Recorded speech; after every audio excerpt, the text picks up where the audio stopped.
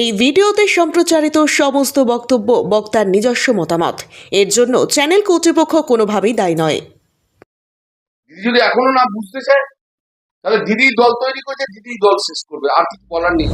নেত্রীর সুখের সময় ববি হাকিম, চন্দ্রিমা ভট্টাচার্য, অরূপ বিশ্বাস, এসব সুদীপ বন্দ্যোপাধ্যায় সব রয়েছে। নেত্রীর খারাপ সময় তো আমি একা রয়েছি। অভিষেক ব্যানার্জি কি করছে? শুধু নিজের বাড়ি আর কালীঘাট করতে হবে না, বেরোতে হবে ভাই। আর্জি করের সময় দলের মধ্যে কোন নেতা মমতা দিদি চিফ মিনিস্টার থেকে সরাতে চেয়েছিল? এটা সত্য, এটা বাস্তব। যত নেতা আছেন এখানে, যাদের যাদের বক্তৃতা দিয়েছেন, তারা একটাও বুথ কত 2 মাস 2.5 মাসে জানে। অভিষেক বন্দ্যোপাধ্যায় অত বড় লিডার, তো 2 মাস 2.5 মাস ঘুরলো না কেন? শোভনদেব চ্যাটার্জি অত বড় লিডার, ঘুরলো না কেন? দিদির কথায় যারা অত বড় বড় লোক, তারা ঘুরলো না কেন?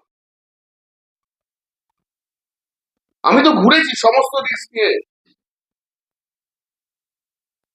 এসব যে ওয়ার্কারদের যেখানে যেখানে বেশি রয়েছে, সেখানে আমি যে তাদের সাহস ঢুকিয়েছি। এটা তো মানতে হবে একটা জায়গা। আর দিদি অত ঘন ঘন বিরক্ত হলে হবে না।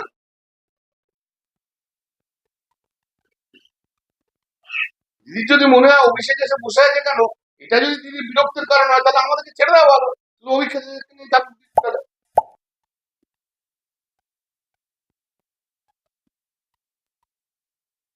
বাংলার কোটি কোটি মানুষ আর লক্ষ লক্ষ তৃণমূল কংগ্রেসের ওয়ার্কারের জন্য মমতা দি বাংলার নেত্রী হয়েছে। কোন রক্তের সম্পর্কের লোকের জন্য বাংলার নেত্রী হননি। এবং সেই লড়াইয়ের দীর্ঘকালের সাথী আমি। ওখানে যারা ছিল তাদের মধ্যে শোভনদা আর আমি হচ্ছে ওল্ডেস্ট।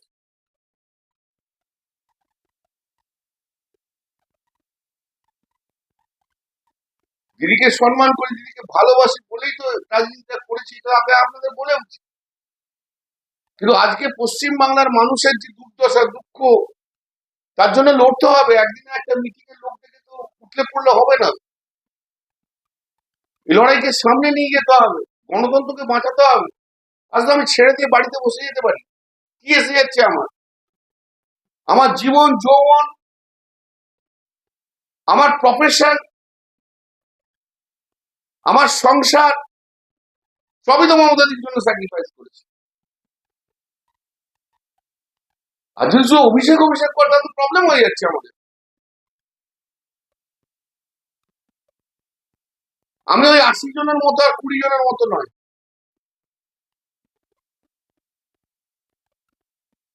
মানুষও আমাকে ভালোবাসে, এটুকু মানে নিতে হবে সবাই। এটা কারোর কোনো হিংসার কারণ নেই। আমার জায়গায় চলে যাচ্ছে, এটি যদি কেউ ভাবে তার শেষ, এমনিতেই শেষ হয়ে যাচ্ছে।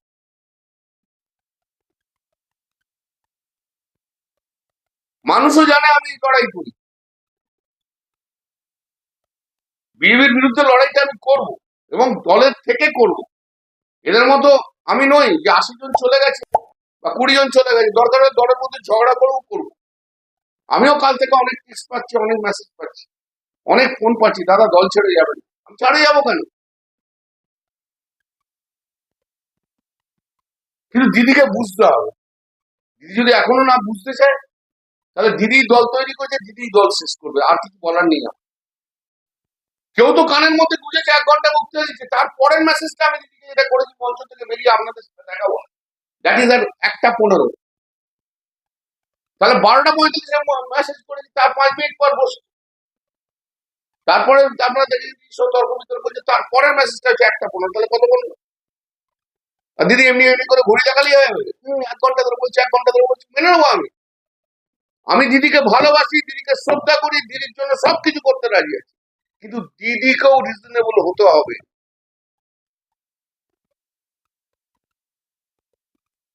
দিদি যদি মনে করে যে দিদি যা ইচ্ছা বলবে তাতেই সব হবে, তাও হবে না। দিদি যদি মনে করে যে কোনো সময় বিরক্ত দেখাতে পারি পাবলিকলি সবাইকে এগেনস্টে, তাও হবে না। আর দিদি যদি মনে করে অভিষেক আর ডেরেক যা বলবে তাই তাও চলবে, তাতেও হবে না। যে লড়াই করে তাকে স্বীকৃতি দিতে হয়, সর্বসমক্ষে সেই স্বীকৃতি দিতে হবে। নেত্রীর সঙ্গে সম্পর্ক ভালো, নেত্রী আবার অনেক সময় দূরেও সরে দিচ্ছে, এটাও তো সত্যি। নেত্রীর সুসময়ের সময় আমি দূরে, নেত্রীর দুঃখের সময় আমি কাছে।